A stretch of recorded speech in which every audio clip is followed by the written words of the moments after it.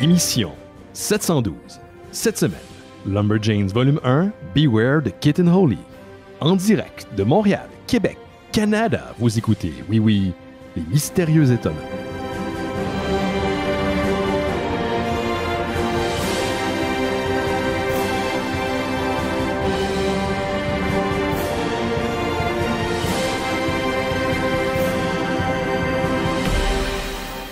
Bonjour à toutes et à tous, vous écoutez Les Mystérieux Étonnants, une émission en balado-diffusion consacrée au BD et à l'ensemble de la culture populaire. Au BD?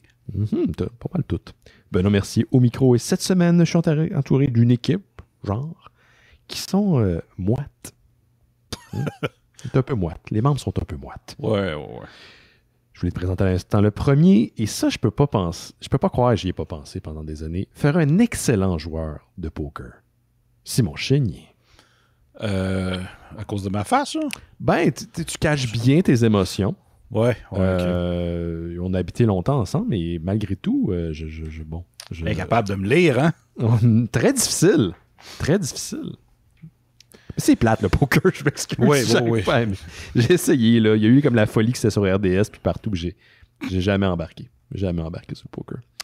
On est tout seul. Pour les gens qui nous écoutent live les lundis sur Twitch, Facebook, YouTube, Marilyn a des problèmes avec son ordinateur, donc elle ne peut pas se joindre à nous. On a fait du troubleshooting en direct, mais malheureusement, ça n'a pas porté fruit. Mais tout à l'heure, on va être rejoint par notre ami Laurent Boutin, qui termine son quart chez Pleine BD. Donc, on va être 3 dudes aujourd'hui. Et c'est ça. Simon qui a essayé de résister à écouter, ça a l'air, la bande-annonce leakée de Spider-Man. J'ai résisté. C'est quoi qui est disponible? Là? Il y a une bande-annonce qui circule en ce moment. Genre. Ouais, c'est une version leakée par quelqu'un de Sony, genre, mais filmée comme sur comme un écran filmé d'un autre écran, en tout cas, puis c'est comme pas clair, puis le son est pas bon, puis les effets sont pas finis. Fait que tu sais, pourquoi regarder ça quand on sait que la bande-annonce s'en vient? Puis... Surtout que si elle est moindrement prête, puis cette affaire-là est sortie, ça va pas prendre de temps qu'ils vont la diffuser. Là. Ça se pourrait qu'ils le fassent pendant le show. Fait que si vous êtes... Ça se peut.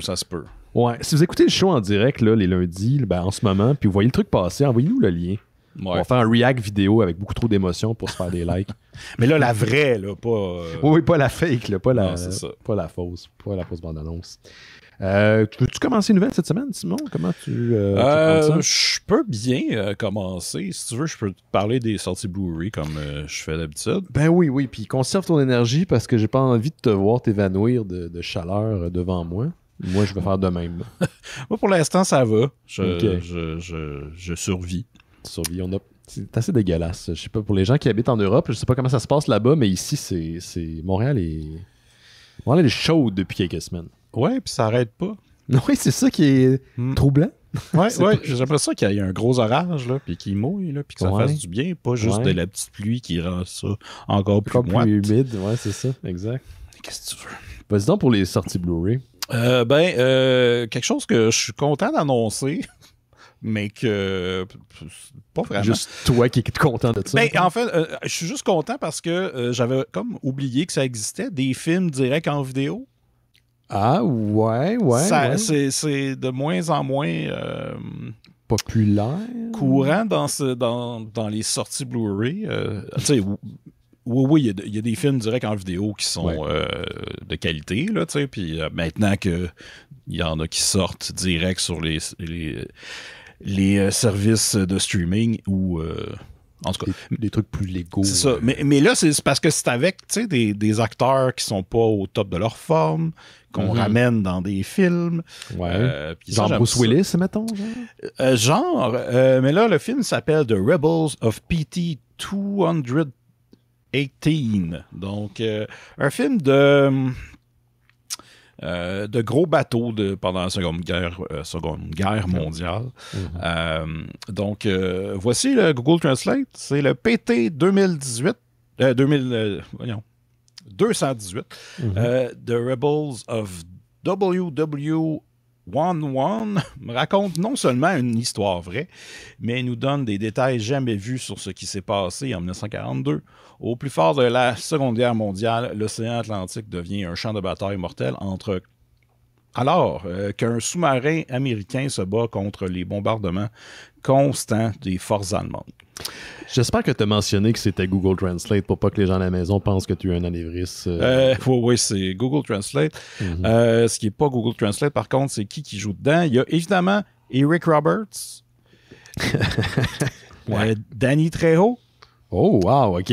Et William Baldwin. C'est donc bien le cast le plus weird, mais en même temps, tu sais, que tu veux voir.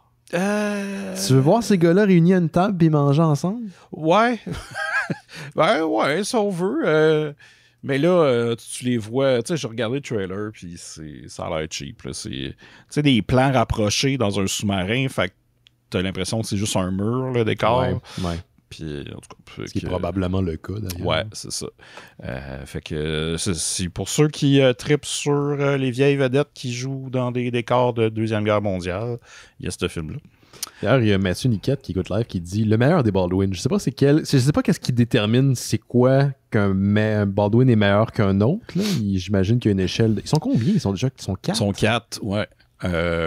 Puis évidemment, je crois que Mathieu Niquette est sarcastique. J'espère bien qu'il est sarcastique. Parce que je suis pas sûr que c'est le meilleur. Mais je pense que t'as Daniel, t'as William, t'as Alec, puis t'as celui qui joue dans Biodome. Puis le top, c'est celui qui joue dans 30 Rock. Donc c'est Alec. C'est Alec. Ouais. Et le bottom, ça serait le dude qui est devenu Christian Power, mais qui a vraiment pété un plomb dans les dernières années. Genre. Ça dépend lequel.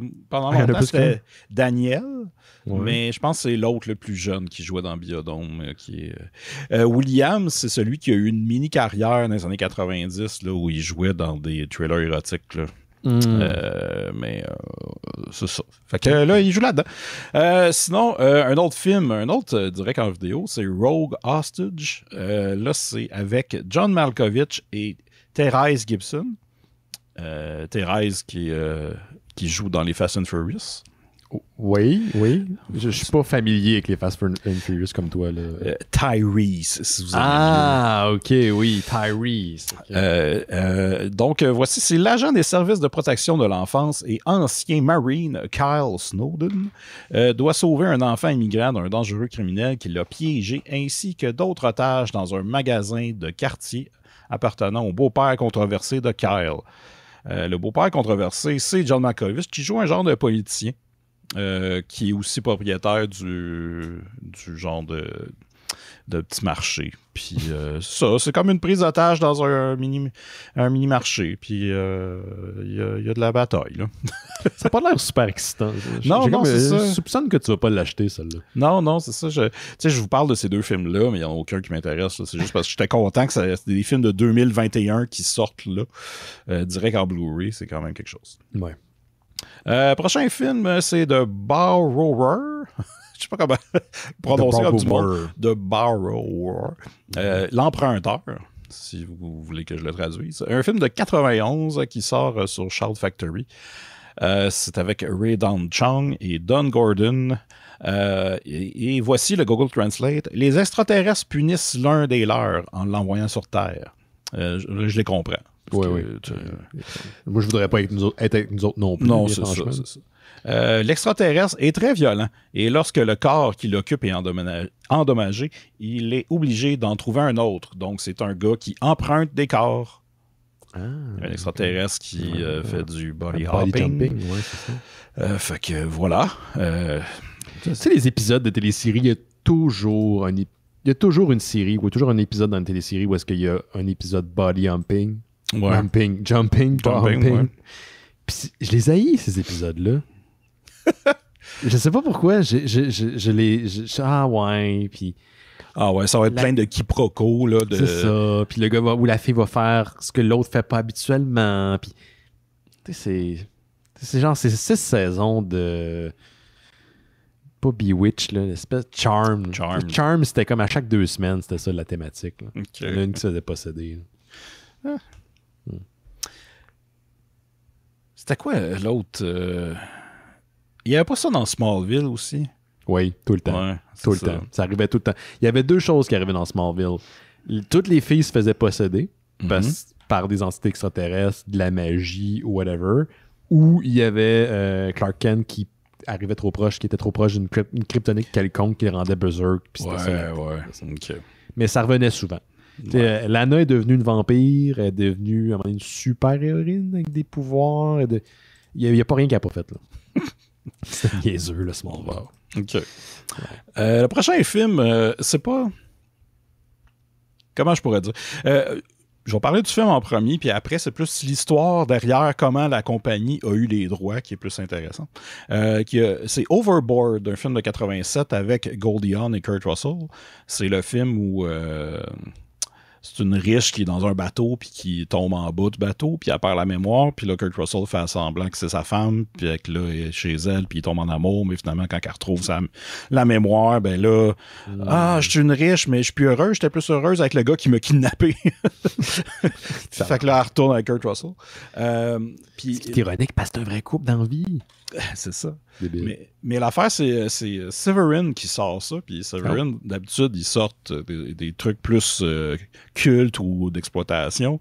Là, Overboard, ils ont sorti ça en fait parce qu'ils ont expliqué, ils ont un podcast où à chaque comme mois, ils font un épisode sur les sorties qui s'en viennent. Puis celui-là, c'était parce que ils étaient un peu chauds un moment donné. Puis ils ont comme texté un de leurs amis qui travaille pour MGM pour dire « Hey, combien ça coûterait, genre, Overboard? » Puis là, ils ont fait une offre, puis là, l'offre a été acceptée. C'est donc même fucking random. C'est ça. Puis là, ils ont fait comme ben, OK. Fait qu'ils... C'est ça. Le Overboard sort par Severin parce que... C'est donc drunk texté leur ami. C'est ça. Puis toi, t'es tombé là-dessus parce que t'as écouté le spécial ou... J'ai écouté le podcast, ouais, okay. On en parlait, ouais. C'est donc bien bizarre. Puis tu sais, c'est quand même des grosses machines. Je peux pas croire que on s'entend, là, c'est pas Independence Day ou un gros blockbuster, mais quand même, c'est deux gros noms. Ouais, c'est ça. C'est niaiseux de même. C'est facile comme ça. Ben ouais. Eh ben. Oh my God. Ouais. Sinon, ben tu vois, Blu-ray News. Oh yeah. Il était supposé sortir Drop Dead Fred aussi. Ouais. Puis finalement, ça a été annulé. Puis c'est peut-être une affaire comme ça, genre, là, il n'y avait pas les droits ou une autre compagnie a dit « Hey, wow, c'est nous autres qui va sortir. » Fait que c'est ça. Sinon, le film, en fait, c'est une ressortie, mais en 4K par Arrow Video de Cat O' Nine Tails. Un film de Dario Argento qui raconte l'histoire d'un reporter et un journaliste aveugle à la retraite tentent de résoudre une série de meurtres et, ce faisant, deviennent tous les deux la cible du tueur. Donc, c'est ça, un film de 71, restauration 4K, Arrow Video. Ne vous trompez pas avec ça. D'ailleurs, ils ressortent une restauration de 4K de Dune la semaine prochaine. De Lynch, ouais, pour les intéresser. Ça te tente-tu? Parce que je sais que tu as un drôle d'amour-haine, une relation amour-haine avec ce film-là. Non, pas de haine. J'aime ça. Là, je sais que c'est pas une bonne adaptation, mais il y a des affaires le fun dedans. Puis c'est ça. J'aime bien ça. Okay. Sinon, rapidement, il y a Labyrinthe qui sort en 4K aussi. Oh yeah, le film de Jim Henson. Ouais, avec David Bowie et Jennifer Connelly. Puis c'est pas mal ça d'intéressant cette semaine. C'est quand même du bon stock, ça, Simon. Une semaine assez éclatée. Ouais. Tu parlais de trucs là, qui sortaient directement en VOD, puis c'est drôle parce que j'ai failli pas prendre la nouvelle, mais je trouvais ça tellement ridicule que je pouvais pas passer à côté. Vous savez, au Mystérieux Étonnant, on parle souvent de l'acteur Bruce Willis. Et une manière de détecter si Bruce Willis est intéressé par la production dans laquelle il joue, ben vous regardez l'ouverture de ses yeux. Quand ses yeux sont que des petites lignes, ben c'est parce qu'il s'en crisse. Quand ils sont ouverts, c'est parce qu'il est réveillé, cher Bruce Willis, puis ça y tente d'être là. Ce qui arrive de moins en moins souvent. Surtout que de ce temps-ci, il fait juste des sorties directement en DVD, en Blu-ray, puis en VOD de films vraiment de marde. Oh, il en fait beaucoup. Tu sais, autant que Nicolas Cage l'a fait pendant un bout et continue à le faire, il a sorti des petits bijoux dans les dernières années qui sont vraiment intéressantes. Lui, on dirait qu'il a juste abandonné. Tu sais, Bruce, il a envie de se payer une fin de semaine, je sais pas moi, Madagascar, ben, il va faire une production, puis that's it. On va carrément photoshopper son visage sur les pochettes de films. Puis si vous écoutez des anecdotes de tournage, entre autres Cop Out, il y a certaines scènes où, quand c'est pas lui qui est dans le contre-champ, ben c'est un acteur qui est là. Donc, c'est l'autre vedette qu'on va filmer, puis on va peut-être voir l'arrière de sa tête, puis ils vont prendre un double. C'est même pas lui qui est là. C'est super désagréable de travailler avec ce gars-là.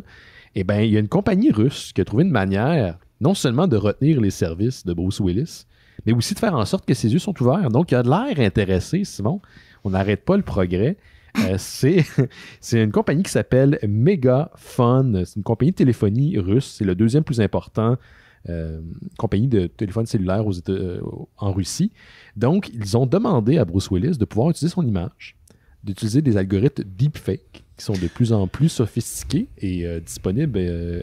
C'est assez inquiétant, la disponibilité. En fait, tout le monde peut facilement, entre guillemets, radiophonique, mettre la main sur des logiciels puis travailler, puis faire en sorte d'avoir un résultat assez étonnant.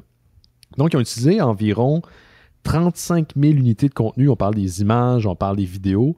Et ils ont recréé la face de Bruce Willis dans un commercial où Bruce Willis et un autre acteur sont attachés sur un bateau puis sont aux prises dans une situation où il y a une bombe qui va exploser puis la façon d'arrêter la bombe, c'est d'utiliser le cellulaire. Mais Bruce Willis n'est pas là. Ce n'est que son visage. Il a juste donné accès. Ouais. Il a accepté, il a signé son visage. Qui se fait payer pour rien faire. Absolument. Donc ça, c'est pour moi, d'un, assez étonnant au niveau technologique parce que ces algorithmes-là sont de plus en plus sophistiqués. Puis le résultat est assez bien. Mais aussi, c'est qu'il s'est tellement rendu bas qu'il est même plus foutu d'être dans les productions dans lesquelles il est en vedette. Fait que je sais pas s'il a juste trouvé le poteau rose, mais peut-être que les prochains films de Bruce Willis, il sera même pas dedans, genre. Ouais. On va juste comme louer sa face ou je sais pas quoi. Mais allez jeter un coup d'œil, le résultat est quand même assez bien fait. Méga fun, Bruce Willis, vous allez tomber dessus assez facilement. C'est particulier. Mais c'est ça, je me demandais s'il avait donné son accord ou pas. Il a donné son accord. C'est correct, là, mais il a donné son accord, ouais. Je sais pas à quel point tu peux... Tu sais, je pense qu'éventuellement, on va pouvoir léguer nos droits après notre mort, de notre voix puis notre visage, en tout cas pour les vedettes, là. Mm-hmm. Parce que tu peux faire vivre un acteur indéfiniment ou, tu sais, je regarde de Mark Hamill qui était dans l'épisode de Mandalorian. Tu sais, on peut critiquer un peu la technique qui est employée, mais sans ça, on l'aurait jamais revu dans le rôle, en tout cas jeune comme on le voit dans la période où la série se déroule. Donc, je sais pas, je trouve ça assez intéressant. Puis inquiétant aussi parce qu'il y a des trucs fake qui vont sortir éventuellement qui vont causer vraiment beaucoup de polémiques sur les médias sociaux. Déjà qu'il y en a pas mal, là. Mais je pense que ce qui est aussi inquiétant en regardant la bande-annonce, c'est que ses yeux sont ouverts. Ben, c'est ça. Ça fait longtemps qu'on l'a pas vu aussi vivant que ça. C'est ça. Puis il est mort parce que c'est pas lui. C'est ça. Il est mort en dedans. Exactement. Ouais. C'est quoi le dernier bon film qu'il a fait? Die Hard? Et pas le... Ouais, le 4, maintenant? Non, je parlais du premier. Le 2 est bon. Le 2, comment? Ouais. Bonne question. Peut-être le film de Wes Anderson. Ouais. Il n'y avait pas un gros rôle, là, mais... Looper Moonrise était bon. Kingdom. Looper avait de la... Looper, ouais. Ryan, comment il s'appelle? Ryan Johnson? Ouais. Qui a réalisé Looper, avait dit que ça a été génial de tourner avec. C'est ça, j'imagine, ça dépend... Quel Bruce Willis tu pognes, là, t'sais. Exactement, c'est ça. De quel côté du lit s'est levé le matin. Ouais, c'est ça que j'avais pour Bruce Willis. Qu'est-ce que tu as, toi? Je peux... J'ai recommencé à lire de la BD. Ah oui, ok. T'avais arrêté pendant un bout? Qu'est-ce que t'avais fait? Ben, ça faisait longtemps là, que j'avais pas lu pour le fun. Pas pour le show, mettons. Ouais, c'est ça. Puis là, j'ai recommencé et j'ai lu une bande dessinée que j'aimerais juste parler brièvement parce que peut-être que ça pourrait être un sujet éventuellement, je pense. Okay. C'est une mini-série de Spider-Man qui s'appelle Spider-Man Life Story. J'ai vu ça passer, me semble, parce qu'il y a du monde qui partageait la couverture sur Instagram. Okay. C'est celui qui est dans un lit d'hôpital? Non, c'est pas ça. Okay. C'est 2019 à peu près, puis c'est écrit par Chip Zdarsky, qui a écrit comme un peu vers la fin de sa run sur Spectacular Spider-Man, je pense. Okay.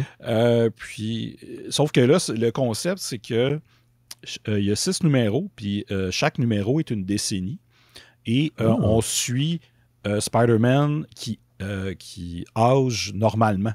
Donc, nice. Première BD des années 60, il commence à être... il a ses pouvoirs, puis c'est un peu l'histoire qu'on connaît. Après 70, là, tu vois, il est plus vieux. Puis là, jusqu'à 2019, où là, il est très vieux, mais ce qui est intéressant aussi, c'est que tous les événements marquants de l'histoire de Spider-Man se sont passés. Mais tu vois comment ça affecte différemment, vu que mettons, la technologie, sa technologie à lui, elle a évolué, puis ses choix aussi. Fait que, tu sais, on parle, le symbiote, il est là, la clone saga est là, mais tu sais, c'est différent. La mort de Gwen Stacy, est-ce qu'elle est là? D'une certaine... Oui, mais pas pareil comme qu'on la connaît. Okay. Il y a d'autres trucs, là, tu sais, je veux pas trop spoiler, là, non. Mais c'était super bon. C'est ça, j'étais comme surpris, tu sais, de juste le concept m'a attiré, puis à la fin, j'ai comme fait, wow, c'était comme un excellent what if de ce l'idée, ça me fait penser à un what if, mais ce qui est intéressant, c'est que non seulement il y a un élément narratif qui est changé, ce qui est en fait la prémisse des what if, mais tout le concept de sa technologie évolue, de ce que tu sens dire. Oui, c'est ça. Il devient, tu sais, à cause, c'est Spider-Man, mais c'est un être très intelligent dans la BD, mais tu sais, il est souvent retenu par le fait que c'est un jeune, puis il avance tranquillement. Tandis que là, tu sais, il devient aussi comme, comment dire, développé que Tony Stark ou Reed Richards. Ah ouais. C'est ça. Puis justement, à cause de certains choix, des personnages qui... Ils agissent pas comme t'es habitué qu'ils agissent dans la BD normale. Je sais pas ce que... Mettons, je te donne un exemple. Il y a une BD où Doc Ock, il est juste là, puis il aide Spider-Man. Oui. Puis là, on nous apprend par le texte comme ben là, avant, c'était mon méchant, mais là, depuis, il a comme évolué, puis là, il essaie d'aider, puis il a compris que son ego, c'était pas important. En tout cas, fait que, tu sais, il y a plein d'affaires. Puis aussi, le Civil War aussi est important. OK, le fuck it, on va en parler la semaine prochaine. Okay. C'est trop bon, là, j'ai trop envie de la lire. C'est quoi? Rappelle-moi le titre. Spider-Man Life Story. Spider-Man Life Story de Chip Zdarsky, il a écrit Spider-Man pendant un bout aussi. Oui, c'est ça. Il a fait une run sur Spectacular Spider-Man que je devrais lire bientôt aussi. Qui n'est pas canon. Hein? Ben, celle de Chip Zdarsky, oui, mais celle-là que tu viens de me dire est pas canon. Non, c'est pas canon. Okay. C'est vraiment juste des idées dans une BD, mais c'est super bon. Hey, je voulais absolument mentionner, pas parce que ça me fait plaisir, mais je trouve que c'est important. Puis tu as sûrement vu la nouvelle passer, Simon, puis certainement les gens à la maison, vous en avez entendu parler. Si vous êtes moindrement de notre génération, donc le monde début quarantaine, fin trentaine, on a appris la semaine dernière, mardi dernier, la mort du producteur Roch Demers, qui est décédé à l'âge vénérable de 87 ans. Juste faire rentrer notre ami Laurent Boutin, qui lui va avoir 125 ans avant de mourir. Salut Laurent. J'espère pas. Ben oui, tu vas tout nous enterrer, mon cher. Donc, 80... C'est genre c'est mon pire. C'est ma phobie, moi aussi. Je pense. Je veux pas être le dernier. Non, je vais être le premier à mon avis. Le premier trop triste. Tu quittes le party pendant qu'il n'est pas fini. Tu sais? Ouais. Fait qu'on remarque ton absence, mais pas le dernier. Mais c'est ça, donc, Roch Demers, qui est décédé à l'âge de 87 ans, c'était le créateur de la série Des Contes pour tous, qui a marqué, écoute, des centaines, voire des milliers de Québécois et de Québécoises. On lui doit La Garde des Tucs, Bac et Bottine, Opération Beurre de Pinot, La Grenouille et la Baleine, bien sûr, Tirelire, Combine et compagnie, La Championne, Vincent et moi, et plusieurs d'autres. Il avait fondé au début des années 80 la maison de Production La Fête. On lui doit, sous Production La Fête, 31 longs métrages, 26 contes pour tous. Et 6 séries, dont L'Or, que je suis sûr que Simon a écouté. Tu dois avoir un DVD de ça. L'Or, c'est la série où Jean-Marc Parent fait sauter un hélicoptère. C'est vrai, oui, à coup en tirant dessus, coup de machine. Ouais. Et il a fait aussi un documentaire, si on veut, un genre de biopic qui était sur le Trudeau, le père, The Making of a Leader. Donc en 2015, il y avait cédé les rênes de Production La Fête au réalisateur Dominic James. Et là, on a appris son décès. Je l'avais vu en entrevue dans le cadre d'une conférence Québec Cinéma. Je pense que... Laurent, t'étais-tu avec moi? Non. C'est à la Cinémathèque, puis il parlait de sa carrière. T'as jamais vu ça? C'était assez impressionnant. On lui doit beaucoup. Et ça fait quelque chose. C'est comme si une partie de notre jeunesse nous quittait. Ah oui. Puis c'est un gros morceau. Je sais pas que vous autres, est-ce que ça vous a touché quand vous avez appris la mort de Rock Denis? Ouais, quand même. Puis, tu sais, récemment, j'avais réécouté La Grenouille et la Baleine, que moi, c'est mon préféré, je pense. C'est celui qui me donne le plus d'émotions. Oui. Mais, tu sais, j'aimais comment la fête fonctionnait. Tu sais, c'était un film québécois, un film européen, mais traduit au Québec. En tout cas, c'était un drôle de monde, mais c'était tout le temps le fun. Ouais. Ouais, ils ont su saisir de quoi de l'enfance, là, toutes les personnes qui ont travaillé sur les films, sur les scénarios. C'est pas facile d'écrire pour les jeunes pour que ça sonne authentique, puis que ça. Tu sais, je regarde, mettons, les enfants dans La Guerre des Tucs. Il n'y a rien dans le film qui fait penser que ça a été fait par des adultes. T'as vraiment l'impression que c'est des jeunes qui s'affrontent, puis qui se parlent, puis qui communiquent entre eux autres, qui ont du fun, ou puis qui saillissent. Mais c'est un beau morceau de là. Puis il me semble qu'il n'y a plus ça. Peut-être que je suis rendu trop vieux, puis je m'en rends pas compte, là, mais il me semble qu'on n'a plus ce genre de. C'était mieux dans le temps. C'était mieux dans le temps. Ouais, en même temps, tu regardes-tu encore? C'est ça. Les films? Non, Il y en a c'est ça. peut-être. Genre, là. Il y en a peut-être. t'as-tu vu les remakes de La Guerre des Tucs, mettons? Je n'ai pas vu les remakes de La Guerre des Tucs, mais tu vois, On la sait BD pas. dont on va parler en dernière partie d'émission, qui est une BD, somme toute, jeunesse, m'a beaucoup charmé. J'ai bien aimé ça. Donc, Bon. mon cœur Tu d'enfant vois est pas que tout à t'es fait pas mort Pas encore. en dedans. Ah, ouais, ça, c'est une autre histoire. Laurent, qu'est-ce que toi, de ton côté? Hey, j'ai des affaires. Moi aussi, je vais commencer par un gros morceau de décès. On a appris la mort cette semaine, le 19 août, de Raoul Cauvin.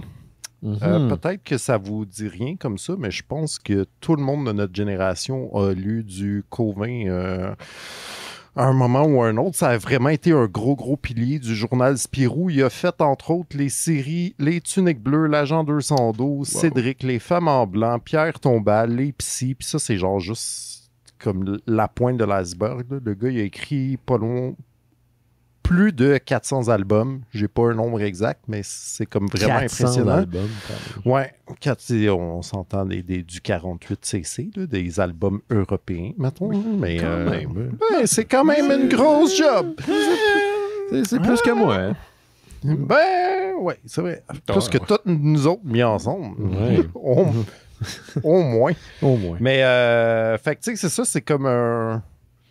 J'ai l'impression, tu sais, moi, personnellement, c'est comme des affaires que je lisais quand j'étais jeune, genre, puis que j'aimais ça. Puis là, comme une monnaie, tu deviens adulte, puis t'es comme, ouais, je sais pas ces affaires-là, mais tu sais, ça nous a comme un peu formés. Veux pas, tu sais, fait que ça fait longtemps que j'ai pas lu un nouvel album de Cauvin. Mettons, même si toutes les séries que je vous ai nommées, il y avait encore des albums régulièrement, mettons. Il travaillait encore, là, puis tout, tu sais, il était moins prolifique qu'il a déjà été, mais c'est ça, c'est comme une passe aussi d'enfance qui s'en va. C'est le genre de BD que tu lis quand tu vas à la bibliothèque municipale de ta ville, puis t'en prends un au hasard. Moi, c'est ce qui arrivait à la feu bibliothèque municipale de Brossard. Je sais qu'il existe encore une bibliothèque municipale à Brossard, mais dans le temps, elle était dans un centre commercial. Et elle avait une odeur, je sais pas comment dire, ça sentait bon, là, c'est pas que ça pue. OK.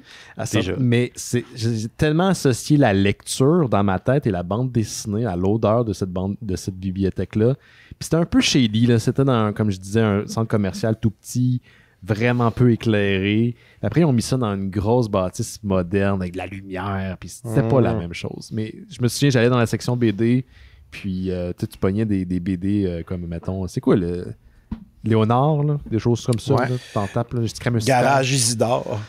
Garage Isidore. Ah, je connais pas celle-là. Hey, t'en as parlé, là, 2 semaines en plus. Ouais. Ça aussi, ça se fait plus.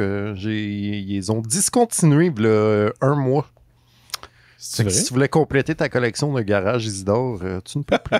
Je pensais Je suis qu'il désolé. niaisait, parce que je me disais, il fait Noël chez Isidore, puis Je Terry Man sais. chez Isidore. Fait que là, je suis tout Non. mêlé. Non, c'était des jokes de garage. Ouais. Ah ouais, des jokes Ouais. de gars. OK. Bon. Dans l'univers, tu sais, comme pas de la porte de garage, mettons. Mais Oui, non, c'était j'ai comme des compris. mécaniciens. Oui, j'ai compris. Là. Oui, Ouais, je suis pas con à ce point-là. Oui, je comprends. Ah, Non, mais je me suis dit, semblant tu sais, en BD. des fois, dans les premiers épisodes des Mopettes, t'as comme des maisons qui se font des jokes, genre. Des Oui. maisons de Mopettes. Là. Fait que je suis Ouais. comme, ah non, c'est pas ça, là. Pas J'ai compris que c'était pas ça, Laurent. Voyons, tu veux-tu que je mette un compte sur ma tête? C'est quoi tu veux que je fasse, là? Non, c'est une longue journée. Oui, je vois ça. Et d'ailleurs, il y a notre amie Stéphanie LC dans les commentaires qui dit que tu as une très belle coupe de cheveux. Merci.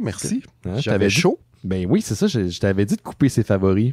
Ben oui, voilà. Je pense que je t'ai pris au mot. Oui, littéralement. Ben, gars, vas-y donc pour une deuxième nouvelle, Laurent. Comme ça, tu vas être à égalité que nous autres. À égalité? Ben ouais, deux chaque. De quoi je vous parle? Voulez-vous que je vous parle de films de Fantasia que j'ai regardés, que je recommande et que vous pouvez encore regarder? Ben oui. Puisque le festival n'est pas fini puis que c'est des films qui vont repasser. D'accord, mais tu vois, c'est le 25 la dernière journée, à l'heure de l'enregistrement des Mystères étonnants. Oui, Madame la Cigale, c'est le 25. Donc oui, on a le temps. Oui, ne brettez pas. Tu l'entends-tu, cette cigale-là? On va Oui. y mettre un Oscar, hein? C'est qui, ça? Un Oscar? Non, un Emmy, là, qu'importe. Non, mais laisse faire. OK. Un GAFA. Non, c'est pas un GAFA. C'est quoi Un pour BAFTA? les prix? Un BAFTA. C'est quoi un BAFTA? Je pense que c'est les prix britanniques. Ah, OK.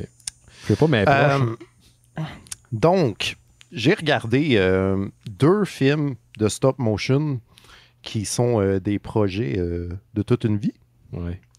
J'ai regardé hier soir un film qui s'appelle Mad God. Ah oui. Par un gars qui s'appelle Phil Tippett, que vous connaissez peut-être sans le connaître. En fait, parce que le gars, c'est son 2e film seulement qu'il réalise après Starship Troopers 2.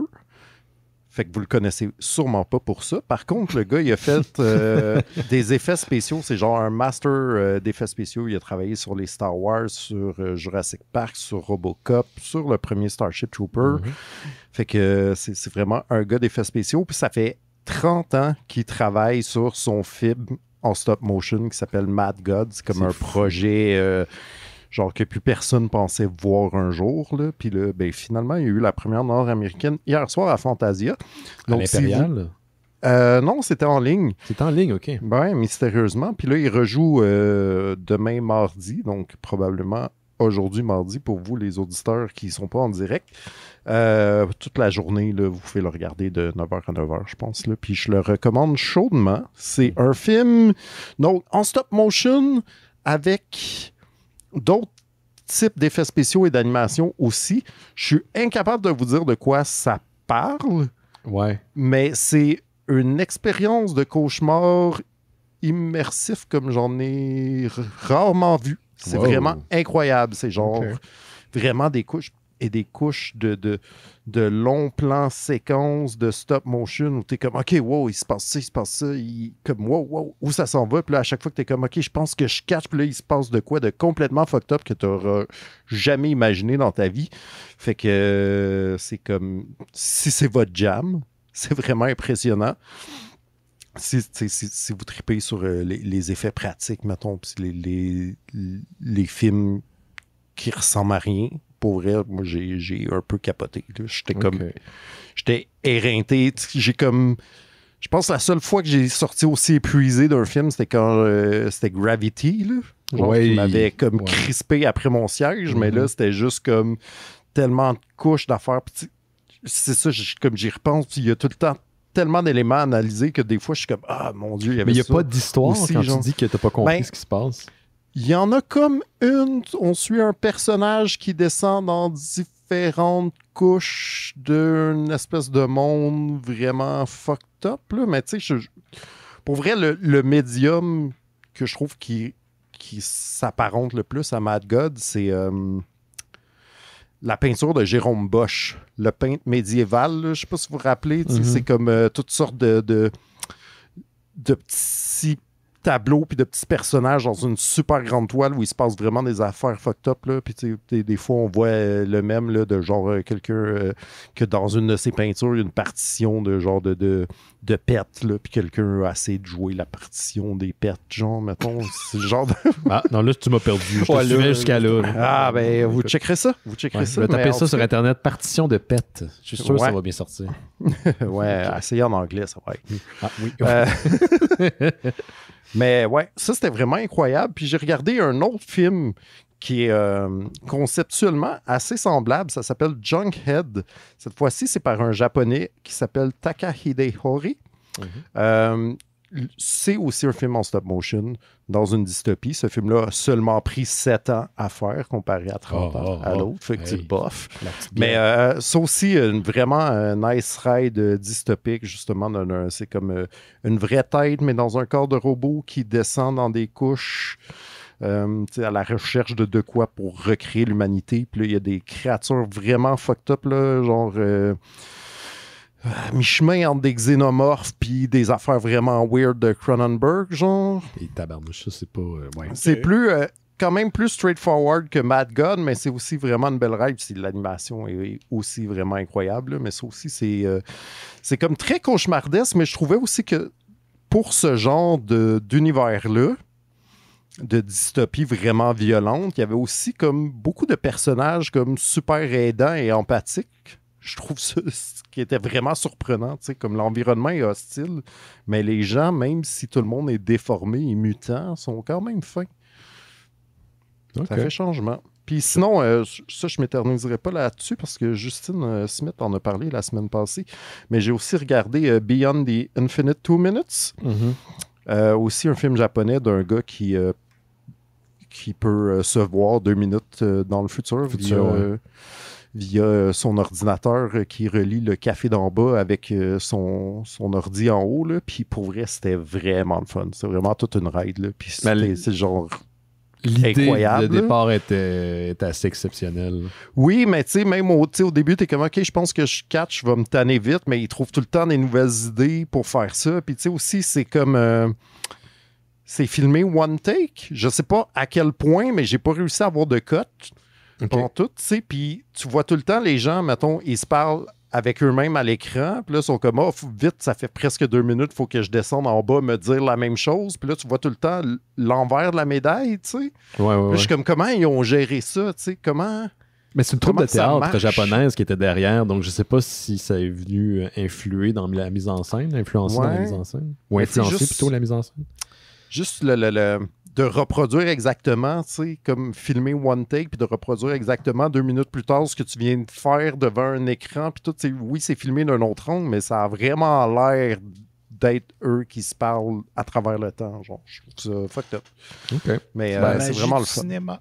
La magie du cinéma. Fait que ça, c'était un des films Junkhead, puis ceux-là, c'est des films qui sont sur demande, là, fait que vous avez encore jusqu'à la fin du festival, c'est quoi, mercredi, pour les louer. Pas trop cher.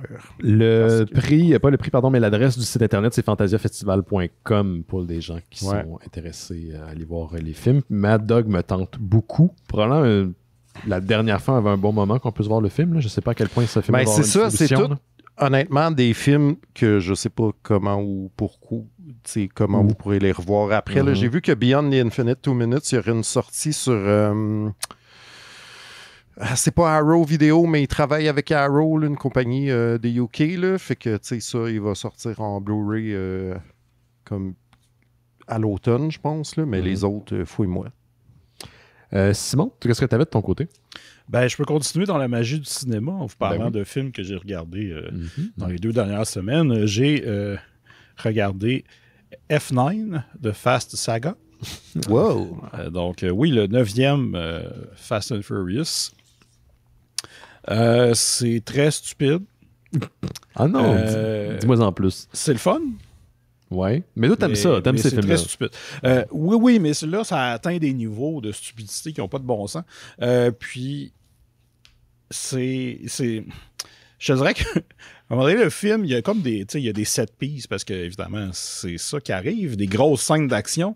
Puis là, à un moment donné, il y en a une qui finit, puis tu te dis, OK, c'était ça. Puis là, finalement, il y a comme un autre à la fin. Fait que c'est comme si le film a 4 actes, avec un 4e qui est comme, pourquoi ça continue? Puis tu comprends pas trop ce qui se passe. Il y a des fois, c'est comme, pourquoi ils font ça? Puis évidemment, la gravité fonctionne toujours un peu tout croche, comme dans tous ces films-là. Mais là, la physique dans ces films-là, elle s'en crisse un peu. Il y a comme un élément dans le film qui... je rentrerai pas dans les détails parce que je veux pas spoiler, mais on dirait qu'il te donne l'impression que là, ils vont être très méta, puis ils vont se rendre compte que le film n'a pas de bon sens, mais ils vont jamais au bout de cette idée-là. Fait que c'est juste un personnage qui dit pourquoi on survit tout le temps à ces affaires-là. Puis là, ça revient de temps en temps, mais ça mène un peu à rien. Ah, ça aurait été malade que ça assume complètement son aspect méta. On dirait que ça essaye, mais pas. Ça a peur un petit peu. Ça se trempe le pied dans la piscine, mais l'eau est frette. Trop frette. OK. Puis, c'est ceux-là qui vont dans l'espace, là. On m'a dit. Tu spoil, Laurent. Ouais, tout le monde en parlait avant qu'il sorte. Là. Oui, parce qu'on connaissait quelqu'un qui travaillait ces effets spéciaux. Mais c'est celui, c'est celui qui vont à l'endroit où tout le monde voulait qu'il aille. Mais c'est donc fucking épais, man. Est-ce qu'ils vont en char? Ben oui, qu'est-ce que tu penses? Oui, c'est ça. Oui, ça serait. Oui, c'est ça, oui. C'est étonnant que c'est juste arrivé au 9, ceci dit.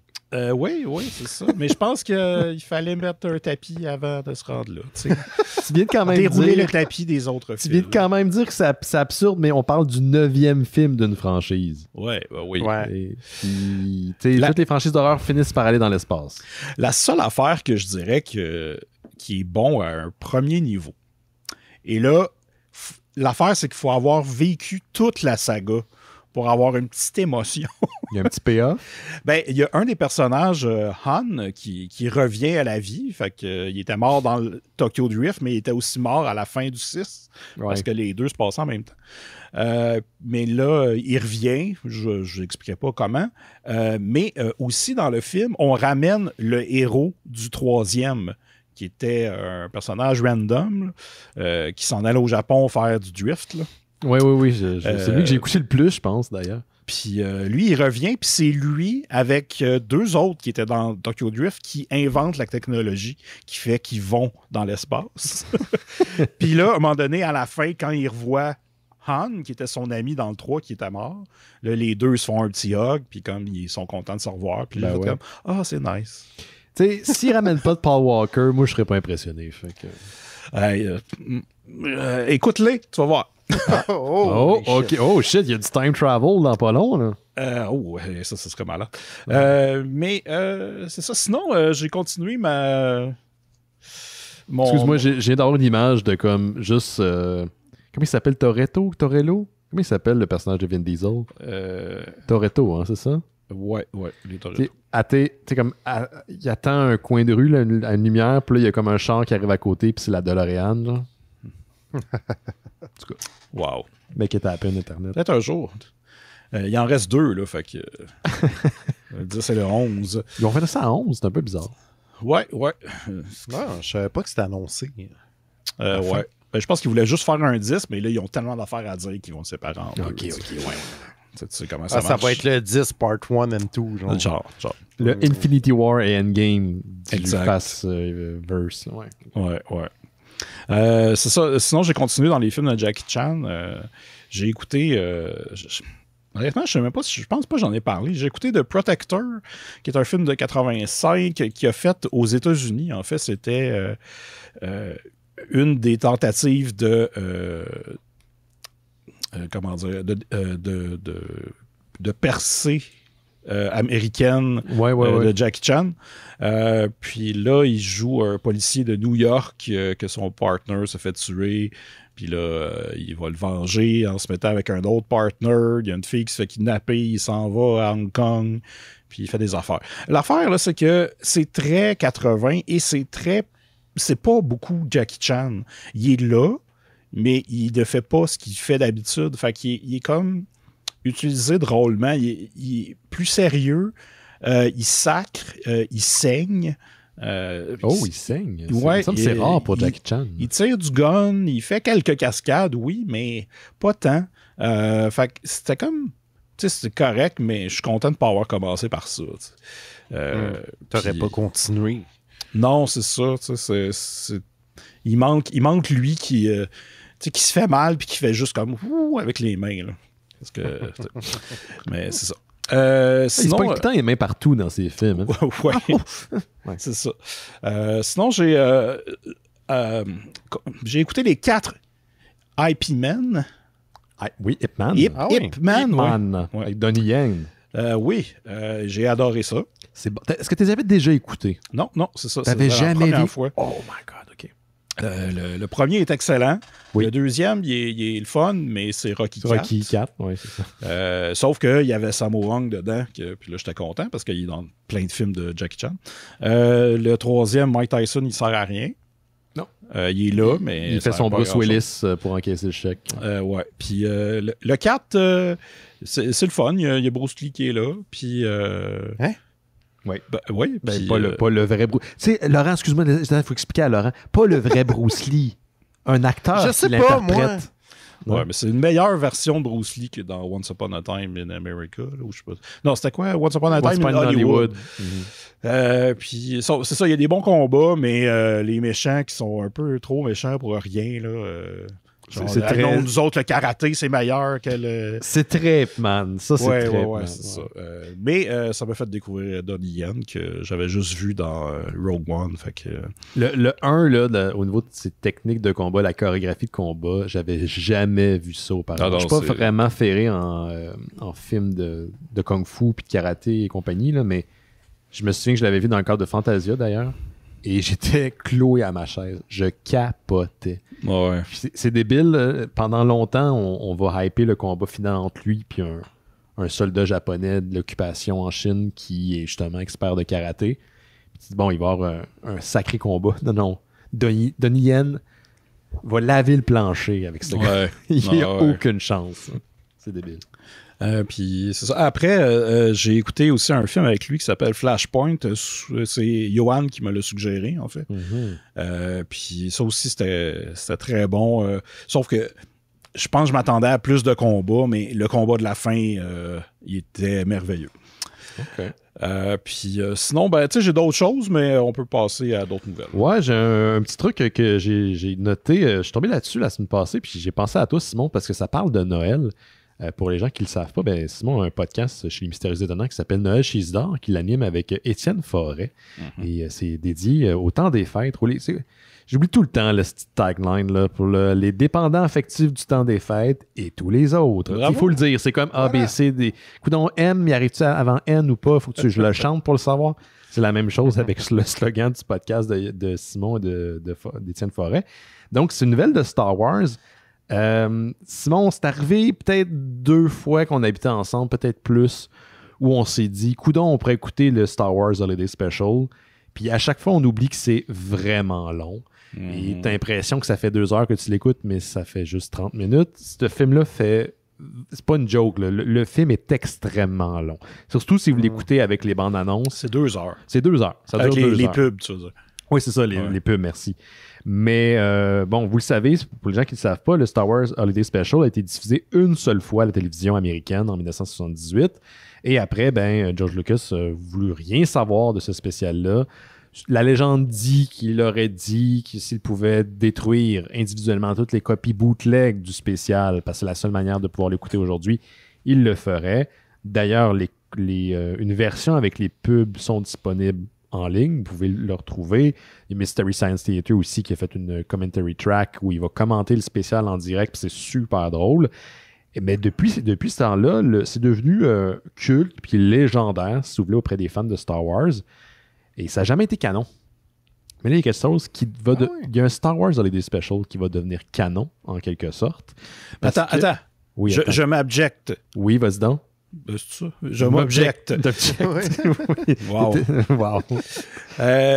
Dans le premier épisode de Mandalorian, oui. À un moment donné, il arrête quelqu'un. Oui. Et cette personne-là parle du Live Day. Exactement, qui est la fête dans l'univers de Star Wars. Donc, c'est canon. Donc, en fait, non. L'événement est canon. L'événement est canon. Ce qui se passe, OK, ouais. Le Live Day, c'est une célébration dans l'univers du Star Wars Holiday Special. Donc, la célébration, elle est canon. Mais le spécial ne l'est pas. C'est une technique que Lucasfilm fait depuis quelques années, c'est intégrer le vieux canon au nouveau canon de Star Wars. Donc, des éléments, des personnages, des planètes, des cultures, ce genre de choses-là. Mais Live Day existe. Et là, non seulement ça a été confirmé par l'épisode de Mandalorian auquel tu faisais référence, Simon, mais Marvel Comics, qui appartient à Disney, puis Disney possède Star Wars. Et Marvel publie des comics de Star Wars. Ben, ils vont publier un comic en novembre qui s'appelle Star Wars Life Day, qui fait référence à la fête. OK.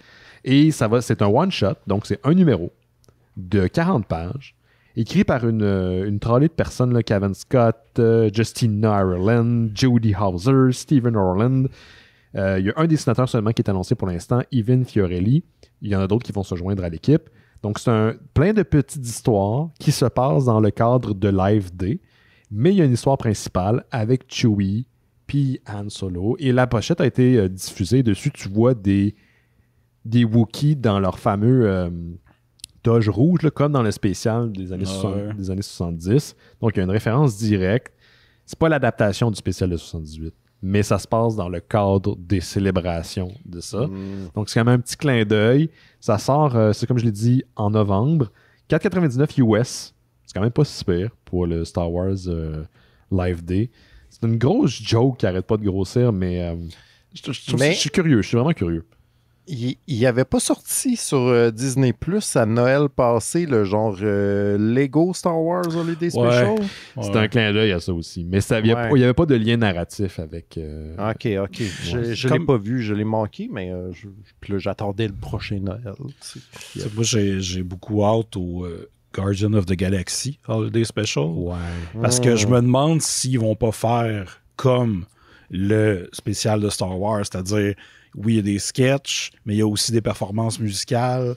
Tu sais, genre de quoi de visuellement semblable, ça pourrait être vraiment drôle. Il pourrait pousser la note plus loin puis faire des décors cheap comme le spécial de 1978. Puis dans le cadre d'un spécial avec les Guardians, ça marcherait. Là. Je pense que ça fonctionne. Est-ce que c'est l'hiver prochain? S'en vient? 2022? Ouais, ça doit être 2022. 2022, c'est dans 4 mois. Fait que c'est l'hiver prochain. Ben non. C'est Noël 2000. L'autre Noël, ouais. OK, ouais, ça ferait plus de sens.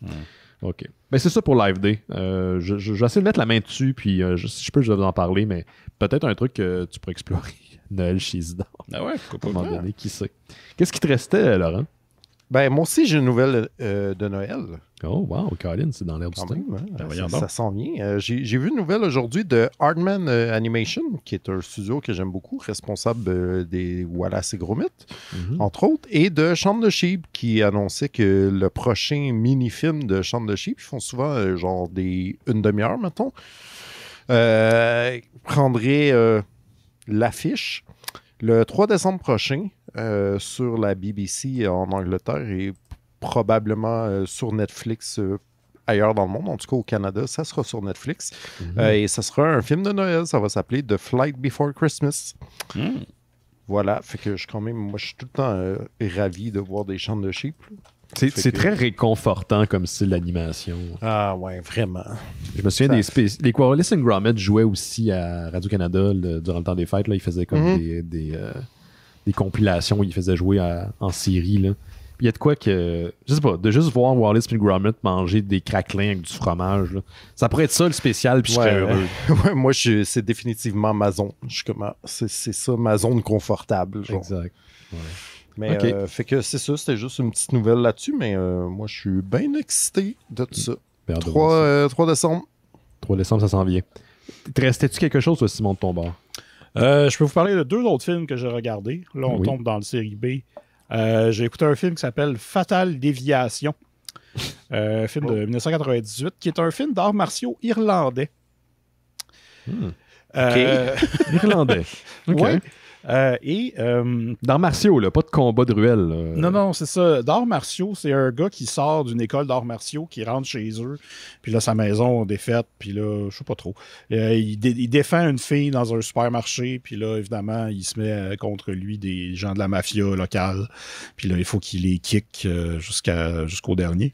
Le film est intéressant parce que c'est vraiment low budget, filmé en... genre mini DV quasiment, là. C'est très qualité porn 90, mais il n'y a pas de porn, évidemment. C'est très spécifique comme référence. Porn européen 90, vous savez. Wow, là, hey, vous êtes tombé là-dessus des fois. Là. Ça me dit rien.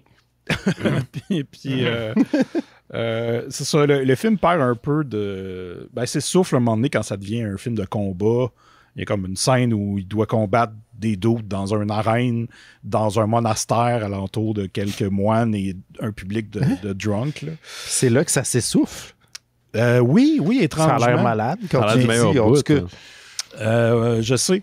Tout ce que je dis pourrait être intéressant, mais le rendu ne l'est pas. Mais c'est pas grave. Puis c'est juste le fun de voir comme un dude random que j'ai jamais entendu parler, qui est comme qui donne des round kicks à du monde. taloches. Puis ce que j'ai compris aussi, c'est que le film en Irlande est culte. Il y a ben tu sais, je sais pas à quel niveau, là, est-ce que c'est le The Room de l'Irlande ou c'est genre The Thing de l'Irlande? Culte, ça peut avoir plusieurs. Oui, ouais, je on vois sait- ce que tu veux dire. on s'entend que The Thing et The Room, c'est deux choses. Ouais. Malgré que là, j'ai vraiment envie de voir un crossover entre The Thing and The Room. Hey, shit, hein. Tu sais. Tu sais, genre, l'entité extraterrestre rentre dans le building de Tommy Wiseau. Exact. Puis tout le monde soupçonne tout le temps juste Tommy parce qu'elle a l'air extraterrestre. Ouais. Finalement, c'est Dennis. Ah oui, Dennis, le petit avec la ouais. coupe champignon. Là. Ouais. Sinon, j'ai écouté la suite de Scanner Cup, donc Scanner Cup 2 de Showdown, sorti en 1995. La version 4K de Vinegar Syndrome de ce film-là. C'est avec le même acteur que dans le précédent, qui joue encore un policier, mais là, ça fait quelques années qu'il est policier et qu'il utilise un peu ses pouvoirs de scanner, mais pas trop. Puis là, il y a un criminel qui est un scanner aussi, qui lui réussit à... Il spot des scanners. C'est quoi les scanners déjà? C'est sûr qu'ils ont des pouvoirs de télépathie, Okay. puis ils font exploser des têtes. Oui, c'est vrai. Il y a beaucoup de séquences de têtes qui explosent. Aussi, ils peuvent contrôler la pensée du monde. Mais là, lui, il a trouvé un moyen, on ne sait pas trop comment, de sucer l'énergie des scanners jusqu'à les rendre comme ils deviennent des squelettes. Là. Ils fondent, puis là, lui, il devient de plus en plus puissant et se bat contre le policier. Comparativement à Scanner Cup 1, c'est un petit peu moins bon, mais il y a du fun à avoir pareil. C'est une bonne suite, mais c'est pas une finale intéressante à le Scannerverse, mettons. C'est ça que j'allais dire. Est-ce que c'est le dernier film du Scannerverse? Ouais, il n'y en a pas eu d'autres. Donc, peut-être que c'est un univers dû pour un reboot. Je pense que c'est mieux que de faire des suites à ça que personne n'a vu. Là. Ce serait hot, pareil, qu'ils sortent un Scanner 3 maintenant. Ouais. Directement en VOD. Scanner Cup 3. Scanner 3, oui, exactement, Scanner Cup 3. Parce qu'il y a eu un Scanner. Ouais, right? Scanner, ouais. C'est lequel que Michael Ironside dedans? C'est le premier. Hein? Ouais, C'est le premier, ouais. De David Cronenberg. Les deux autres, c'est Christian Duguay. Avec le premier, le méchant, pas le premier. Le deuxième, le méchant, c'est Yvon Ponton de Lancer Compte. Oui. Puis le troisième, il y a Valérie Valois dedans aussi. Puis, Voyons. Je veux soudainement vraiment plus les voir. C'est tourné à Montréal, il me semble. Ouais, même le premier est tourné à Montréal. Là, mais tu sais, c'est un Montréal vide et lugubre des années 80. Là. Mm-hmm. C'est un Montréal que tu écoutes ça et tu te sens pas bien. Il manque de monde, il n'y a pas de figurants, les rues sont désertes. Ouais. Il y avait un autre film que Michael Ironside a tourné à Montréal, puis je me souviens plus c'est quoi, mais il y a une séquence... Mind Warp? Ouais, c'est ça, puis ça se passe, une séquence finale, je pense que c'est au Stade olympique, ça se peut-tu? Ça se peut. Puis c'est un Montréal qui est vide, puis complètement désertique. Ça donne une drôle d'impression quand tu regardes ce film. C'est un film de Jean-Claude Lard. Si je me souviens bien. Alors, je sais pas si c'est le bon titre, il est lié à ce que je viens de dire, là, mais... Non, il me semble que c'est pas ça. Ça doit pas être celle-là. Attends, Jean-Claude Lard, Michael Ironside. C'est une bonne question. Je regarde. Je regardais tout à l'heure. Moi, j'avais un dernier petit truc, si ça vous tente de l'entendre. C'est concernant Anthony Mackie, qui est un acteur que j'aime beaucoup, qu'on a vu récemment dans la série Falcon Walter Soldier. Il a incarné aussi Falcon, Sam Wilson dans les séries du Marvel MCU pendant plusieurs années. Donc, spoilers, là, on s'entend que c'est sorti depuis un bout, mais Falcon, Anthony Mackie, Sam Wilson plutôt, devient le nouveau Captain America à la fin de la série de 6 épisodes qui est disponible sur Disney+. Et un film Captain America 4, écrit, ou plutôt coécrit avec le scénariste en chef de la série, un certain Malcolm Spellman, et un autre scénariste pour Disney+, Dylan Musson, avait été confirmé en avril dernier. mais la participation même d'Anthony Mackie ne l'avait pas été. D'ailleurs, une anecdote assez intéressante, Anthony Mackie est à l'épicerie et la nouvelle tombe et le cashier, le gars à la caisse, puis il dit « Hey, c'est-tu vrai? Tu vas être dans le film? » Il dit « Bah, tu me l'apprends. » Donc, il monte son téléphone, la nouvelle, il n'était même pas au courant. Mais là, il a signé pour incarner une fois de plus le personnage de Sam Wilson. Et le prochain Captain America, on n'a bien sûr pas de date de sortie ni de réalisateur associé au projet. Mais il y a plein de films de Marvel qui doivent passer, qui doivent être diffusés plutôt ou projetés auparavant. Donc, Shang-Chi qui sort dans 2 semaines, moins de 2 semaines même. On a Eternals, on a la série Hawkeye et le film Spider-Man No Way Home, pour lequel on n'a pas de bande-annonce officielle pour l'instant, même s'il y a un leak qui est sorti tout à l'heure. Donc, ouais, bien content qu'Anthony Mackie revienne. Je l'aime beaucoup. J'aime beaucoup cet acteur.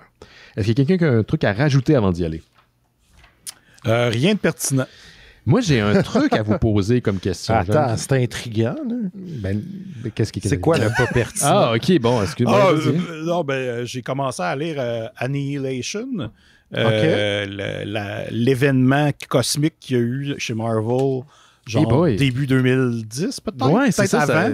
Avant ça, on était à notre ancienne station sur Sainte-Catherine à l'époque quand c'est sorti. J'ai trouvé, c'est ça, deux livres qui a pas mal tout. Puis là, je suis en train de lire ça. Puis c'est le fun. C'est des là-dedans. À date, je ne l'ai pas vu, mais il y a Thanos, il y a Nova, il y a Drax, puis il y a Khazar. Ouais. C'est le côté cosmique, c'est un événement cosmique de l'univers de Marvel. Ouais. Moi, j'avais une question pour vous, parce que là, je pense pas qu'il va y avoir de show des Mystérieux Étonnants, malheureusement, à l'automne dans des bars. Moi, ça m'intéresse plus ou moins d'être... pas que j'ai pas envie de voir le public, mais non, ça sera pas avant un maudit bout. Qu'est-ce que vous pensez? J'ai vu Marilyn hier soir, puis j'ai proposé l'idée qu'on pourrait faire peut-être un petit show illégal dans un parc. Ils font ça pour les shows d'humour. On pourrait peut-être faire ça dans Villeray. Un petit show genre speaker, puis si la police se pointe, ben ça sera le Patreon qui va payer. Puis non, je sais pas, ça vous tenterait-tu de un truc devant le public, I guess, avant qu'on aille s'enfermer pour l'hiver? Ça pourrait être bien. Peut-être pas là, il fait chaud, mais... Ouais, c'est ça. Ouais, pas par ce temps-là. Ouais. Ça pourrait être punk, ça pourrait être fun. Ouais.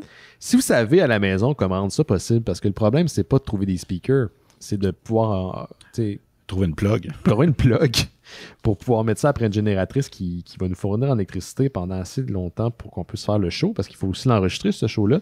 Contactez-moi à ben@mystérieuxétonnant.com, voir ce qui est possible. Si possible, une génératrice qui n'est pas à l'essence, parce que là, ça règle un problème, mais ça en cause un autre, le bruit. Et on est quand même dans un parc qu'on ne voudrait pas. Mais jongle avec l'idée, ça me tente. Puis on verra. On va vous tenir au courant. Ben, toi, là, qui fait du bicycle stationnaire régulièrement, là, oui, tous les jours. Comme animer le show en alimentant une génératrice. Tu n'auras jamais eu un show aussi mal animé puis aussi essoufflé de ta vie. L'animation va être très essoufflée. Faut souffrir pour l'art, Ben. Je le sais, puis je le fais à chaque semaine, mais il y a des limites aussi. Bon. Peut-être que le public, lui, peut alimenter la... Ah oui, tout le monde prend 15 minutes de bicycle pour nous entendre. Pour se relier, oui. En tout cas, on va vous tenir au courant dans le cadre de l'émission ou sur nos différentes pages de médias sociaux, là, si ça se confirme, cette idée. Mais j'aime bien l'idée. C'est réalisable. On a moyen de faire de quoi de simple, mais efficace. Mais il y a le côté technique là, qui est pas évident. Puis bien sûr, on ne volera pas l'électricité à la ville, là, mais il y a sûrement une manière de s'organiser parce qu'il y a des shows d'humour en ce moment dans des parcs. Puis je peux pas croire là, qu'il y a une technologie qui n'est pas disponible. Là, quelqu'un pourrait nous prêter une génératrice quelconque. Là. Anyway, écoutez, on va prendre une petite pause et on va parler du sujet de la semaine. Mais juste avant, je vous rappelle que tout ceci est possible grâce au Patreon des Mystérieux Étonnants, pardon, qui est une plateforme qui, pour l'équivalent d'un café par mois, fait en sorte que les Mystérieux Étonnants existent. Allez sur mystérieuxétonnant.com. En haut à gauche, il y a un bouton faire un don. Vous cliquez là-dessus, ça vous amène vers Patreon. Et en échange, vous avez accès à des shows exclusifs, dont Bifurcation et Terre humaine chez Isidore. Bifurcation est en pause pour l'instant parce que notre ami Rémi Fréchette est en plein déménagement et on est en pleine canicule. Donc, en ce moment, c'est vraiment pas le temps, en plus de Fantasia. On vous rappelle que Rémi fait partie de l'équipe de programmation. Donc, le timing est vraiment pas idéal. Mais ça va revenir, c'est sûr. Vous avez Terre humaine chez Isidore, que Simon anime avec Étienne Forêt.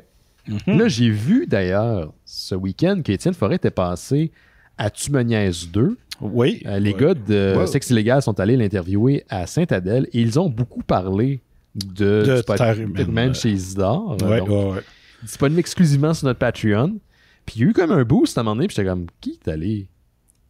Qui s'est joint en plein été au Patreon? C'est plus inusité, là, c'est plus à l'automne que les gens donnent. Puis j'ai l'impression que c'est peut-être dû à ça. Sûrement, parce qu'il l'a bien vendu, puis je pense que, c'est un bon perks, là. Ouais, ça m'a donné le goût, en fait. Voilà. Donc, puis toi, t'es passé à Tu me niaises récemment. Avec, oui, j'ai enregistré la semaine dernière, donc ça devrait sortir au mois de septembre, je pense. OK. Mais ça, c'est d'ailleurs un paywall, par contre. Les shows sont...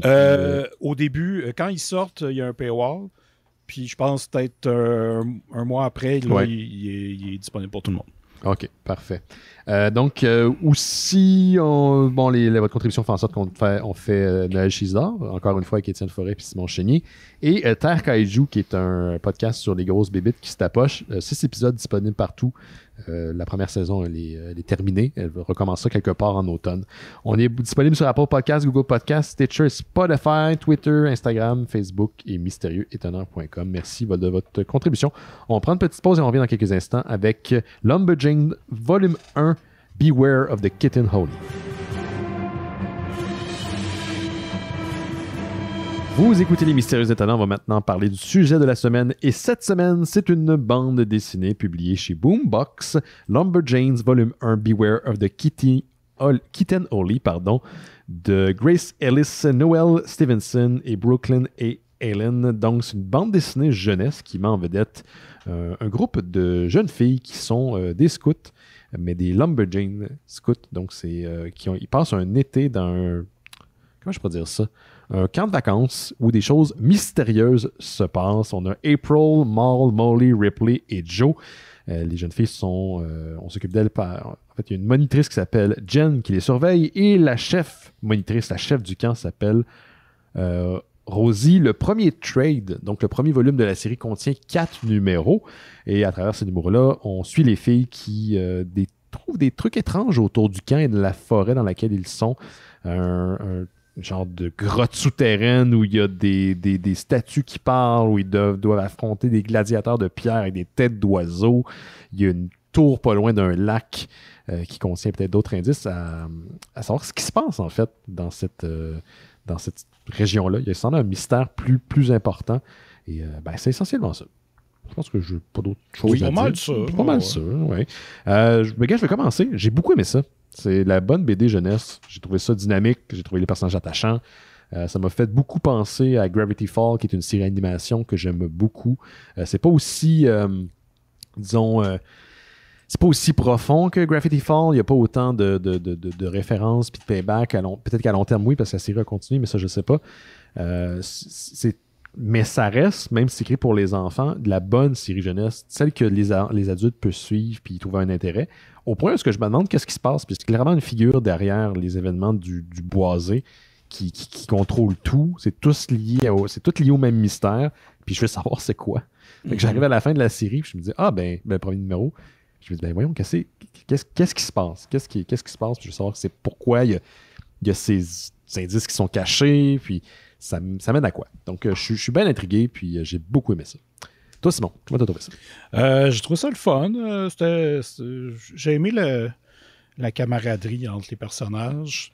Puis là, il y a une araignée dans mon écran que j'ai tué. Désolé pour les amants des araignées. Oui, meurtre en direct. Oui. Non, j'ai aimé ça. Puis à la fin, quand ça finit, je me suis dit, je pense que j'aurais aimé avoir plus de réponses pour un premier volume, pour que ça pique plus mon intérêt pour que je continue. Là, tu sais, je veux le savoir, mais je suis comme...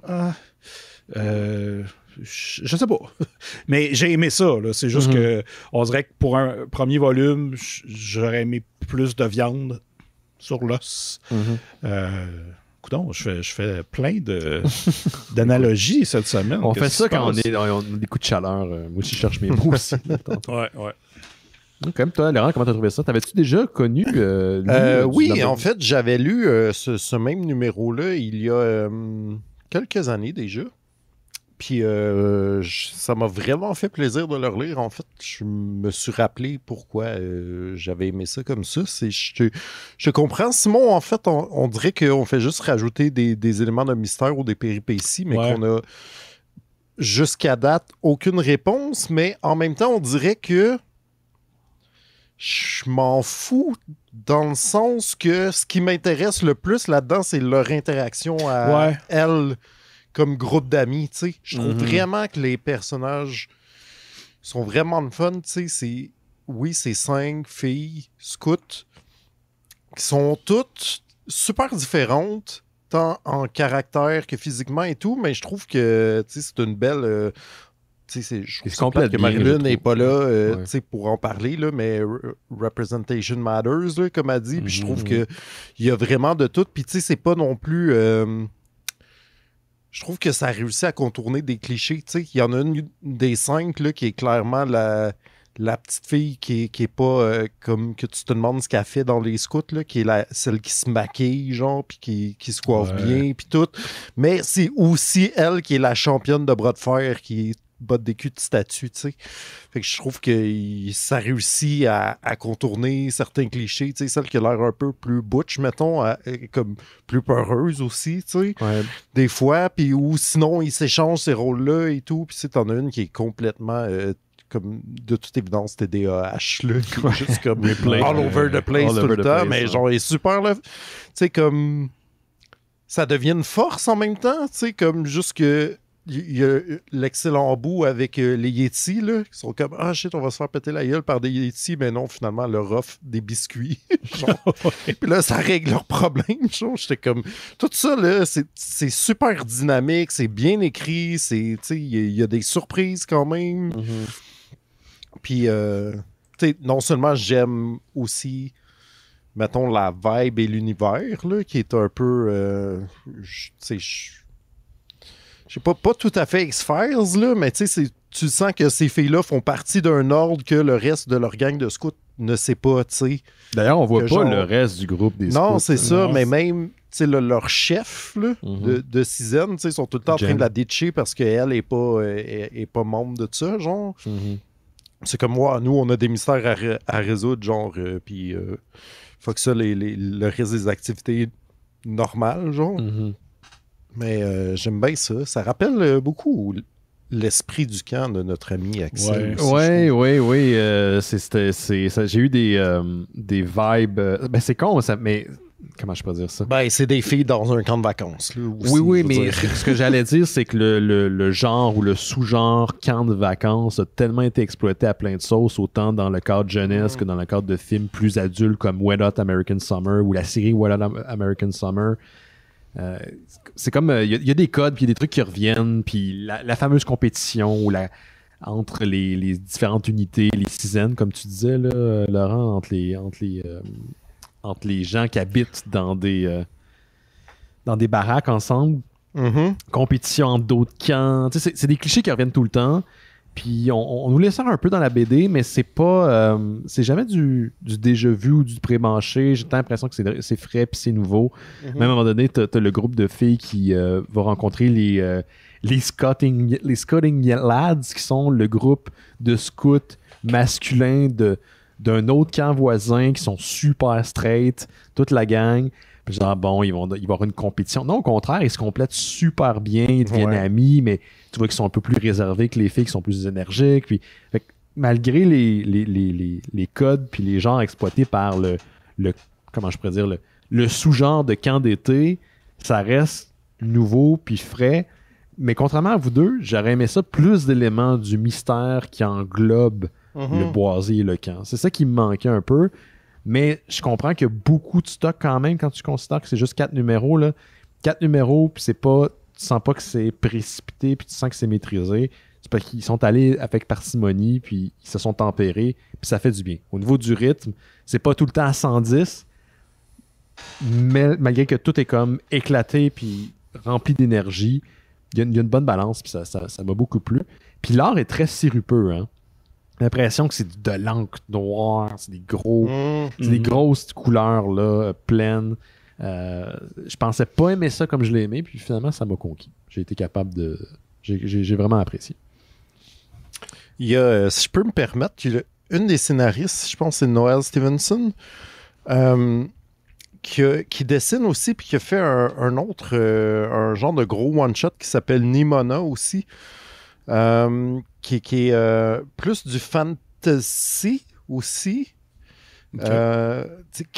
qui est aussi joue avec les codes dans le sens que tu suis une jeune fille, Nimona, qui veut travailler pour genre le grand sorcier méchant du coin, genre, parce que c'est ça, il est comme, tu sais, puis elle a le même genre d'énergie que les filles dans Lumberjanes. Tu sais, alors que lui, c'est un vieux sorcier reclus, puis il est comme, c'est comme trop d'énergie ici, je deal pas avec ça. Puis là, tu sais, finalement, t'apprends que ce sorcier-là, en fait, il est le grand méchant parce que, genre, le grand prince contre qui il se bat, en fait, c'est comme son ex-amant de quand il était ado, puis que, genre, il a eu le cœur brisé, puis tout. Puis j'étais comme, c'est comme peut-être un peu plus vieux, tu sais, comme public, mais je trouve que est à surveiller. Je trouve que Motrice, parce que c'est vraiment tout le temps super bien écrit, puis ça vient tout le temps comme prendre des genres qu'on connaît bien, justement, mais un peu à contre-pied. Ouais. C'est le genre de BD que je pense que les adultes pourraient lire puis trouver leur compte je pense que facilement. C'est ça. Si vous avez connu moindrement les films dramatiques ou humoristiques ou folichons de camp d'été. Ou si vous avez fait un camp de vacances aussi. Ouais, ben, Laurent et moi, on était dans les scouts et je n'ai pas fait exactement ce type de camp-là quand j'étais jeune, mais il y a toutes sortes de gens à l'époque qui étaient dans les scouts. Je sais que c'est beaucoup moins populaire aujourd'hui, mais même à l'époque, ça a commencé à s'effriter, mais il y avait encore, il y avait encore pas mal de personnes, des scouts de Brossard.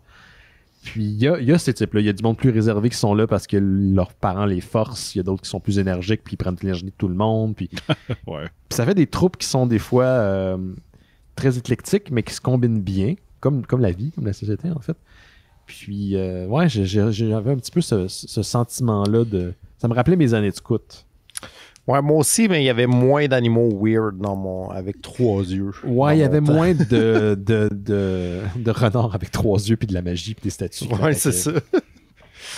Ouais. Mais tu sais quoi? J'ai braillé des hamacs, par exemple, ça, en masse. Mais tu sais quoi? Ça ramène au sentiment d'exploration. Tu sais, quand t'es jeune, tu te dis derrière l'arbre, il y a un lutin ou il y a une grotte, on va l'explorer. Il y a quelque chose qu'on peut découvrir. Puis ça, c'est un sentiment qui est très présent dans la jeunesse. Puis c'est pas facile toujours d'être émerveillé et être adulte, surtout pas en ce moment. Donc, BD qui vient te réveiller un peu les centres de ces belles émotions de l'enfant que t'es, je trouve que ça fait du bien, ça te recharge un peu les batteries, puis ça te rappelle à quel point être jeune, tout était propice à pouvoir explorer. Puis ça fait du bien. Mais... Comme quand tu t'en vas à Ville-Saint-Laurent. Ah, ben en oui. vélo. Tu vois, Ben oui. Quand j'étais allé à Ville-Saint-Laurent en vélo. Moi, j'ai rien d'autre à rajouter. J'aimerais ça que les gens le découvrent. Puis je pense que vous ne serez pas déçus. Ouais, c'est vraiment le fun. Ouais. Un autre truc à rajouter? Alors, français, là, je sais pas. Je sais qu'en français, on a dû lire un tout petit trade de 4 numéros. En français, la version qu'on a chez Planète BD, c'est genre... ça fait 400 pages, genre. OK, fait que c'est plusieurs numéros. Ouais, vraiment plusieurs numéros. Genre... fait que... Puis pour pas trop cher. Là, fait OK. Que, c'est pas l'intégrale? Non. Parce que... je pense pas. C'est peut-être l'intégrale de ce qui existe à date, mais je pense que la série roule encore. Fait que... On parle de quoi, une trentaine, quarantaine de dollars? 35, je pense. Pour vrai, ça vaut la peine pour 400$ de stock? Okay. Ouais. Fait que... Bon, je dis ça de même. Mais... Si vous cherchez une BD jeunesse en français, c'est peut-être une option pour vous. Simon, as-tu quelque chose qui se passe cette semaine pour toi? Tu vas-tu twitcher cette semaine? Je vais essayer, mais ça va dépendre de la température. Puis de mon mood. Là, mais, C'est quoi? C'est chaîne vidéo sur Twitch? Ouais. Toi, Laurent, t'as pas encore ta chaîne de gaming. Fait que... Non. C'est ça. Boboy. Ça pourrait être le fun. C'est moi qui joue au solitaire compulsivement et qui n'est pas capable d'arrêter. Laurent, Diablo 2 revient remastered dans pas long. Fait que, il était parti. Il est revenu sous forme de remastered. Fait que, peut-être tu pourrais te mettre au gaming. Ben, pourquoi pas, mais je suis pas sûr que ça serait intéressant. Sur ton ancien PC, c'est ça que tu avais, la première version du Diablo, puis tu avais installé plein de cochonneries pour le faire rouler. Tu peux pas me dire qu'une version... Oui, non, mais je veux dire, je pense pas que de le twitcher, ça serait intéressant pour le monde qui le check. Genre, c'est juste moi qui est comme... Je serais surpris. Là. Justement, déjà là, t'es plus énergique que plein de Twitchers que j'ai vu. Ouais. En même temps, il faudrait que je mette des pantalons pendant ce temps-là, j'imagine. Ben, pas si tu filmes le bas. Il te faudrait des LED de couleur violette, par exemple. Tu penses que j'ai des pantalons présentement? Laurent, tu penses-tu que j'ai des pantalons, moi, présentement? Ben là, maintenant que vous le dites, non. C'est les pantalons de Schrödinger, man. Tant que tu vois pas ce qui est sous la table, tu sais pas si t'en portes ou pas. Avant de se laisser aussi, je veux remercier la communauté de Discord. J'ai oublié de le dire tout à l'heure, quand vous donnez au Patreon des Mystères Étonnants, vous avez accès au Discord. Et durant la semaine, les gens écoutent des films, vont écouter la lutte le dimanche. Cette semaine, on a fait ça samedi, exceptionnellement, pour un événement qui était live. C'est vraiment le fun. Il y a moins de participation durant l'été. Les gens en profitent pendant qu'ils sont pas obligés d'être enfermés chez eux. Et c'est un peu moins actif, mais il y a quand même du monde qui partage des nouvelles, des trucs qui leur plaisent durant la semaine. Puis c'est une belle communauté. Et venant l'automne, quand l'automne sera là, quand Halloween sera à nos portes, il y aura certainement des activités comme l'année passée. On a fait un gros mois d'Halloween pour les Mystères Étonnants. J'ai envie de ramener ça cette année. Donc, à considérer si vous voulez donner au Patreon des Mystères Étonnants. OK, ben on se dit à la semaine prochaine. Faites attention à vous autres. Allez vous faire vacciner si ce n'est pas encore fait. Et on s'en reprend bientôt. Bye bye!